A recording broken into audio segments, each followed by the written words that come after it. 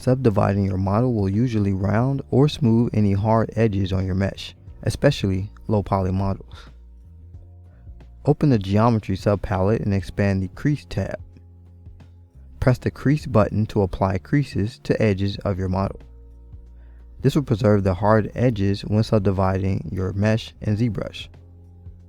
Use the C tolerance slider to set the angle ZBrush will auto apply creases at. Once set, press the Crease button to apply.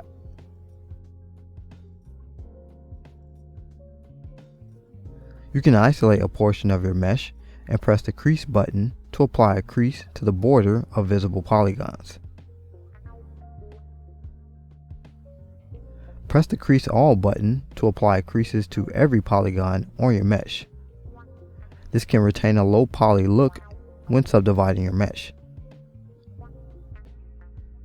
Isolate a portion of your mesh, then press the Uncrease button to remove creases from your visible borders. You can also isolate a portion of your mesh. Next, press the Uncrease All button to remove creases from all visible polygons. Alternatively, simply pressing the Uncrease All button will remove creases from your entire mesh. Press the Crease PG button to apply creases to your polygroups. Press the Uncrease PG button to uncrease your polygroups. Creases work both with and without subdivision levels and give you added control over your edges within ZBrush.